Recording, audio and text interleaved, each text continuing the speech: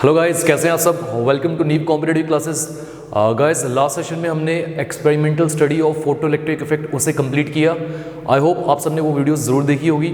नहीं भी देखी तो ज़रूर देख के आएँ।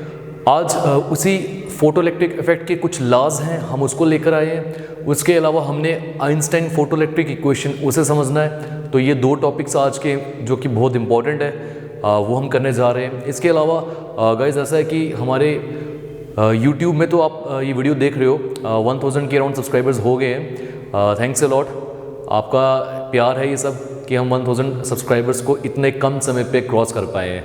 तो अपना प्यार ऐसे ही बनाए रखें और अपने फ्रेंड्स के साथ और जिनको भी आप जानते हैं उनके साथ ये चैनल ज़रूर शेयर करिएगा। इसके अलावा इंस्टाग्राम, फेसबुक, यहाँ पर हमारे नीव कॉम्पिटिटिव क्लासेस के नाम से पेज है, ऑफिशियल पेजेस हैं, आप उनको ज़रूर फॉलो करो। और उसके अलावा आने वाले टाइम पे हम एक ग्रुप भी बनाएंगे टेलीग्राम में, वहाँ पर भी हम आपके क्वेरीज ले सकते हैं, बिकॉज वहाँ लिमिटेशन नहीं है नंबर ऑफ़ पर्सनस के ऊपर या नंबर ऑफ़ स्टूडेंट्स के ऊपर, वहाँ पर भी बनाएंगे। हालांकि अभी इंस्टा और फेसबुक में तो काफ़ी क्वेरीज आपकी आती है, हम उनका आंसर करते हैं, हमारे क्वेश्चंस होते हैं, आप उनको सॉल्व करते हो, अच्छा लगता है। क्लियर ये पॉइंट। तो आज का जो सेशन है आइए शुरू करते हैं। देखो स्टूडेंट्स, ऐसा है कि हमने फोटो इलेक्ट्रिक इफेक्ट की एक्सपेरिमेंटल स्टडी कंप्लीट की, उसी के बेसिस पे लॉज बने हैं। पहला लॉ क्या बोलता है फोटो इलेक्ट्रिक इफेक्ट का, कि फोटो इलेक्ट्रिक इफेक्ट जो है ये एक इंस्टेंटेनियस फिनोमिना है, यह एक इंस्टेंटेनियस प्रोसेस है। इंस्टेंटेनियस का मीनिंग क्या हो गया? इसका मतलब ये है कि भाई जैसे ही हमारी इंसिडेंट लाइट या जैसे ही हमारी जो लाइट है वो मेटल सरफेस के ऊपर गिरती है, और वैसे ही उसी समय पे जो इलेक्ट्रॉन्स है, जो फोटो इलेक्ट्रॉन्स है, उनका एमिशन हो जाता है। इट मीन्स टाइम लैग नहीं है लाइट के इंसिडेंस होने पे और फोटो इलेक्ट्रॉन्स के बाहर आने में, इजेक्शन पे, इन दोनों के बीच में टाइम का लैग नहीं है। अगर वो टाइम का लैग है तो वो बहुत ही कम है। अब देखो 10⁻⁹ सेकेंड का वो लैग है। The photo electric emission is an instantaneous process. The time lag between the incidence of radiations, light के गिरने में, and the emission of electrons, और इलेक्ट्रॉन्स के बाहर आने में, is very small, that is 10⁻⁹ second. ये था फोटो इलेक्ट्रिक इफेक्ट के ऊपर फर्स्ट लॉ। सेकेंड लॉ पे आते, और ये सब चीज़ें आप पहले पढ़ चुके हो, आज सिर्फ इसकी रिवीजन हो रही है। देखो सेकेंड लॉ में क्या बोला है, फॉर ए गिवन मटेरियल, एक गिवन मटेरियल के लिए, and a given frequency of incident radiation, और इंसिडेंट रेडिएशन की एक पर्टिकुलर फ्रीक्वेंसी पे। ये क्यों बोला गया? बिकॉज मैंने आपको समझाया है, जब आप किसी एक चीज़ का इफेक्ट पढ़ते हो, बाकियों को आपको कांस्टेंट रखना है, वही बोला इसने। तो ये बोल रहा है the photo electric current is directly proportional to the intensity of incident light. हमने पढ़ा था ना, रिपीट करते हैं, जितनी इंटेंसिटी होगी इंसिडेंट लाइट की, उतने ही ज़्यादा फोटॉन्स होंगे, उतने ही ज़्यादा इलेक्ट्रॉन्स बाहर आएंगे, उतनी ही ज़्यादा हमारी करंट होगी। तो हुआ direct relation between photo electric current and the intensity of incident light. तो ये था हमारा सेकंड लॉ। देखो इसमें ऐसा नहीं है कि लॉज, जैसे हम न्यूटन लॉज पढ़ते हैं, फर्स्ट को फर्स्ट में पढ़ना होता है, न्यूटन थर्ड लॉ में पता है, टू एवरी एक्शन वाला। यहाँ पर लॉज को ऊपर नीचे भी करोगे कोई इतना इशू नहीं है, क्योंकि वो नहीं है कि फर्स्ट लॉ में अपने फर्स्ट ही लिखना है, ऐसा कुछ नहीं है। थर्ड पे आते हैं, दोबारा से देखो क्या बोल रहा है, फॉर ए गिवन मटेरियल। अब गिवन मटेरियल क्यों बोलता है? क्योंकि एक मटेरियल का एक ही वर्क फंक्शन होगा ना, इसलिए ऐसा बोल रहा है।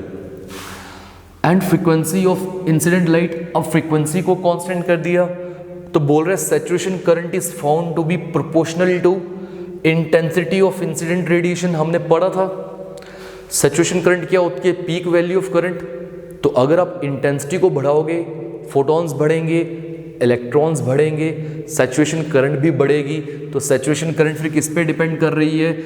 किस पे कर रही है भाई? इंटेंसिटी के ऊपर कर रही है या नहीं? Whereas stopping potential is independent of intensity of light. मैं लास्ट वीडियो में बता चुका हूँ, स्टॉपिंग पोटेंशियल इंटेंसिटी पे डिपेंड नहीं करता, वो फ्रीक्वेंसी पे करता है। आपको याद होना चाहिए, लास्ट वीडियो में हमने ये समझा है। क्लियर?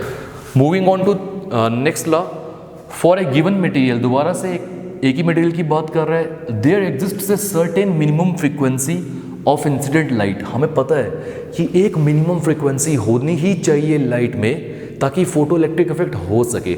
अगर उससे कम फ्रीक्वेंसी होगी तो no photo electric emission will take place, below which no emission of photo electrons takes place. और इस फ्रीक्वेंसी को हम क्या बोलते हैं? थ्रेशहोल्ड फ्रीक्वेंसी, याद है?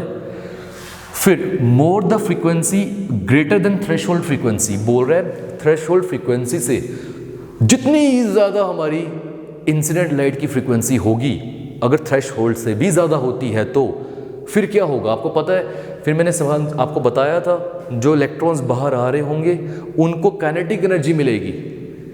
बोल रहा है more the maximum kinetic energy of the emitted photo electrons, उतनी ही ज़्यादा काइनेटिक एनर्जी होगी उनकी। आई होप ये सारे लॉज आपको क्लियर हुए होंगे। देखो टाइम वेस्ट नहीं करते, ये video will be around 10 minutes. Next question पे आते हैं, ये इंपॉर्टेंट वन है, आइंस्टाइन्स फोटो इलेक्ट्रिक इक्वेशन। देखो ये पढ़ोगे तो इसके बेसिस पे फिर मैं न्यूमेरिकल्स आपको करवा पाऊंगा। मेरा मेन मोटिव था पहले सारे कॉन्सेप्ट्स क्लियर करवा ले, सो दैट अब आने वाली वीडियोस में मैं 5 न्यूमेरिकल्स नीट के वो लेकर आऊँगा, इन्जॉय करोगे आप। अब देखो आइंस्टाइन फोटो इलेक्ट्रिक इक्वेशन क्या बोलती है, समझिएगा। जब भी एक फोटोन रेडिएशन के अंदर जो होता है जिसकी energy E equals to h nu होती है, वो फॉल करता है मेटल सरफेस पे, तो फोटोन की जो एनर्जी है वो दो वेज में इस्तेमाल होती है, दो वेज में यूज होती है। वो कैसे? ए पार्ट ऑफ द फोटोन की जो एनर्जी है, अ पार्ट ऑफ इट, वो किसके लिए काम आएगा? Will be used so that electrons को हम इजेक्ट करवा सके, और जो रिमेनिंग हिस्सा होगा वो इलेक्ट्रॉन्स को क्या प्रोवाइड करेगा? वेलोसिटी प्रोवाइड करेगा या काइनेटिक एनर्जी प्रोवाइड करेगा। याद है, जैसे मान लो 100 जूल की फोटोन की एनर्जी आई, जिसने 80 जूल लगा दिया इसको तोड़ने में और वर्क फंक्शन को, तो 20 जूल्स कहाँ जाएगा? वो जो इलेक्ट्रॉन बाहर आ रहा होगा उसे एनर्जी प्रोवाइड करेगा।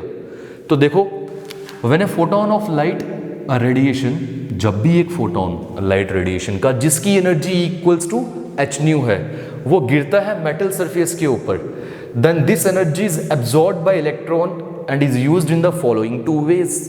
कौन सी 2 ways? A part of energy is used to overcome the surface barrier, एक हिस्सा यूज होगा बैरियर को तोड़ने के लिए, and come out of the metal surface से बाहर आने के लिए। और इस पार्ट को तो हमें पता है हम क्या बोलते हैं? Work function. किससे डिनोट करते हैं? फाई से, that is equals to h nu naught, इसको फाई नॉट से भी कर सकते हो, that is equals to h nu naught, याद है, where nu naught is threshold frequency. और the remaining part of energy जो रह गई होगी, that is used in giving a velocity to the emitted photo electron, वो एमिटेड फोटो इलेक्ट्रॉन को velocity provide करेगा। अगर वेलोसिटी प्रोवाइड कर रहा है तो काइनेटिक एनर्जी इंक्रीज तो होगी ही ना। तो this equals to kinetic energy maximum, जिसका फॉर्मूला क्या है? हाफ mv², बट v के फुट पे मैं मैक्सिमम जरूर लिखूंगा। m कौन है यहाँ पे? Mass of the photo electron. अब हम law of conservation of energy लगा सकते हैं, that is energy can neither be created nor be destroyed but can be transferred from one body to another. तो देखो जो फोटोन की एनर्जी थी जो 2 हिस्सों में टूटी, वो किस वे में टूटी होगी? अगर मैं उन्हीं 2 हिस्सों को ऐड करूं तो मुझे डायरेक्टली फोटोन की पूरी एनर्जी कंप्लीटली मिलनी चाहिए। तो वही देखो एच न्यू क्या हो गया? जो फोटोन की एनर्जी थी वो किसके बराबर? एक तो आ गया हमारे पास वर्क फंक्शन और दूसरा क्या आ गया हमारे पास? Kinetic energy, that is half mv²। क्या मैं फाई नॉट को खोल के एच न्यू या एच न्यू नॉट लिख सकता हूं? लिख सकता हूं। और हाफ mv² की जगह मैं काइनेटिक एनर्जी मैक्सिमम लिख सकता हूं।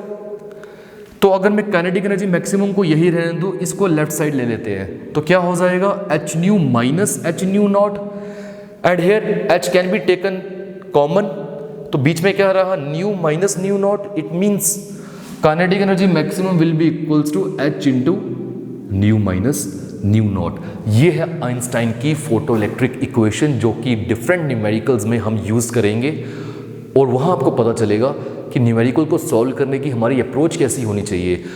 एक लास्ट सेशन में कल लेकर आऊँगा, उसमें भी हल्की सी डेरिवेशंस हैं, और फिर कल ही में 5 questions on NEET previous year questions.